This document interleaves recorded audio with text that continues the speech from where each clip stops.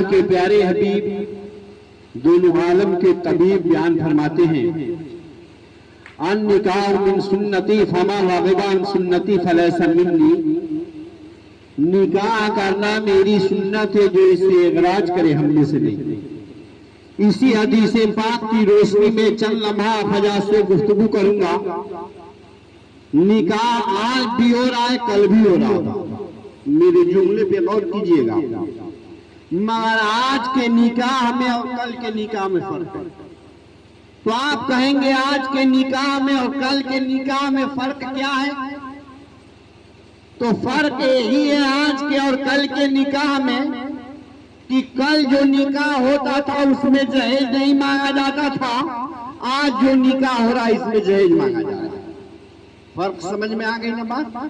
اب آؤ تاریخ مکہ آپ کے ذہن میں ڈالو۔ مدینے کے تاجدار کے آنے سے پہلے عربستان کی سرزمین پہ بچیوں کا سودا کیا جاتا تھا، بچیاں ایک دوسرے کے ہاتھ سے بیچی جاتی تھی۔ مدینے کے تاجدار آئے، دونوں عالم کے مالک و مختار آئے، پیغمبر اسلام آئے، مدینے کے تاجدار کہتے ہیں کہ اب یہ بچیاں بیچی نہیں جائیں گی۔ کل کی تاریخ میں مکے کی سرزمین پہ بچیوں کا سودا کیا جا رہا تھا، مگر آج جہاں آپ بستے ہو، آپ جہاں پہ آپ رہتے ہو، یہاں پہ بچوں کا سودا کیا جا رہا ہے۔ اب آپ کہیں گے کیسے؟ اگر شادی طے کرنے گئے تو آپ یہ نہ سب جو شادی طے کر لیا گیا، اگر یہ پوچھ لیا جائے مال کتنے میں بکا پہ ہی صحیح ہے نا؟ میں آئینہ ہوں دکھاتا ہوں داغ چہرے کا، میں آئینہ ہوں دکھاتا ہوں داغ چہرے کا، جسے خراب لگے سامنے سے ہٹ جائے۔ اب آپ بتاؤ، ہم شادی کرنے جاتے ہیں یا لوگوں کی تباہی بربادی کرنے جاتے ہیں؟ لوگ کہتے ہیں کہ شادی دو کی ہوتی ہے، شادی دو کی ہوتی ہے، نہ بچے اور بچی کی۔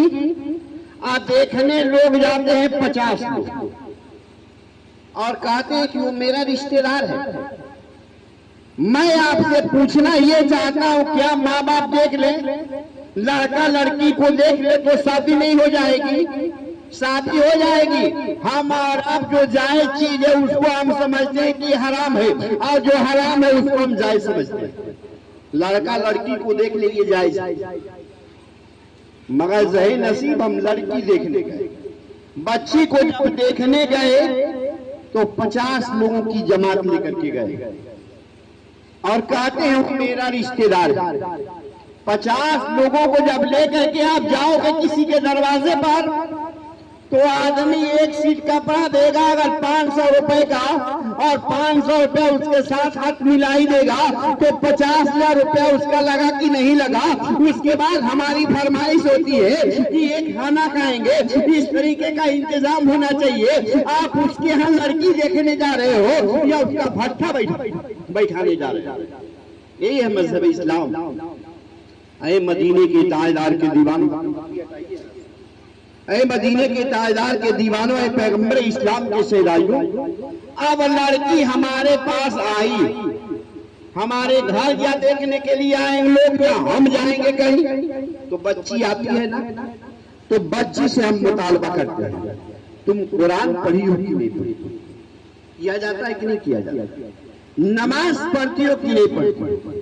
ذرا اپنے دل پہ ہاتھ رکھ کر کے فیصلہ کرو کہ اس بچی سے تو ہم نے مطالبہ کر لیا کہ کیا تم نماز پڑھتی ہو کہ نہیں پڑھتی ہو، قرآن پڑھتی ہو کہ نہیں پڑھتی ہو؟ کیا آپ نے اس بچے سے مطالبہ کیا کہ کیا تم قرآن پڑھتے ہو کہ نہیں پڑھتے ہو؟ کیا تم نمازی ہو کہ نہیں نمازی ہو؟